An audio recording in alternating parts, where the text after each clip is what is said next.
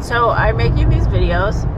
If you're new and this is your first time watching me, I live in Seattle, Washington, which is in the United States of America, and I like to do videos about what it's like living in a car or using your car to camp in, but I also do videos about jobs that offer housing, and that is really for people that if you're living in your car is something you're doing by choice because you like to travel around, or if it's kind of your last resort because financially it's all you can afford.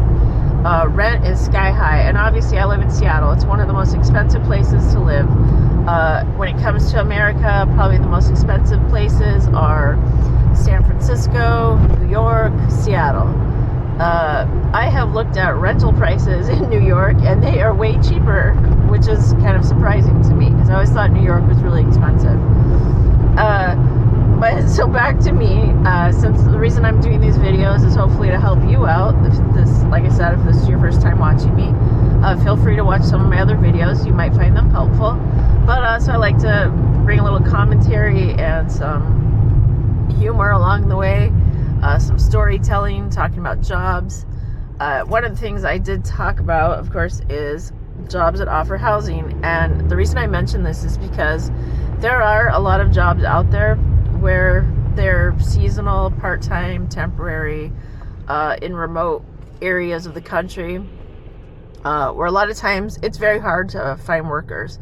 And this is also when they bring in people on work visas from outside of the country, because usually they cannot find workers local to the area. So that's why they have to bring in people from another country.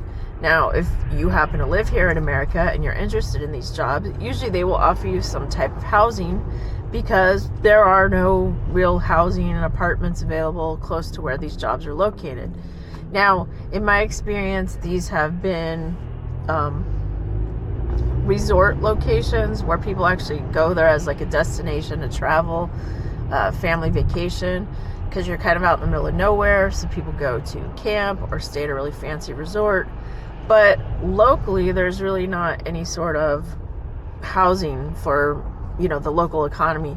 Even having like a local grocery store is difficult to find when you're in these very remote areas.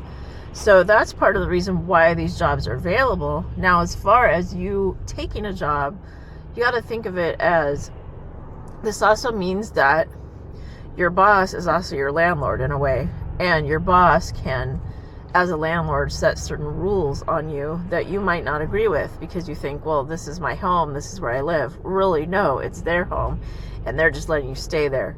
And some of the rules, they might seem reasonable, like, don't play loud music after 10 p.m. But some might seem unreasonable, like you can't have friends come and visit you, or you can't have your family come and visit you. Because they don't allow overnight guests or whatever the rule is there.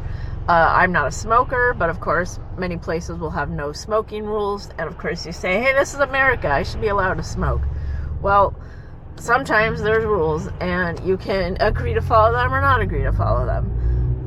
Like I said, doesn't affect me because I don't smoke, but I also kind of think it's unfair because you should be allowed to do what you want to do when it's, I guess, your place, and when you're taking these jobs, it's not your place. But let's think of it this way, that sometimes if you end up not liking where you're living, or if you end up not liking your job, it's almost like you're having to give up both. So not only are you quitting your job, but you're basically not going to have a place to live. Or if you move out of the place that they're offering you, where else are you going to live? Because how are you going to keep that job?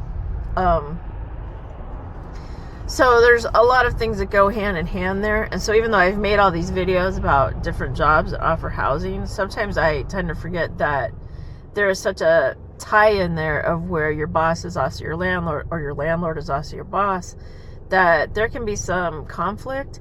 And also thinking of, you don't always want to burn bridges with people, because let's say, like I said, if you are not happy at your job and you want to quit, it technically, you should probably give notice. But sometimes, I don't know how many of you have been out there where you gave notice at a job and they're like, that's fine, you don't need to stay 2 weeks. Goodbye. We're going to have security walk you out. And they just cut you off. Well, that's kind of how it goes with, if you're like, hey, I'm gonna quit this job and give you 2 weeks notice, then they're like, we want you out tonight. You can't live in the housing anymore.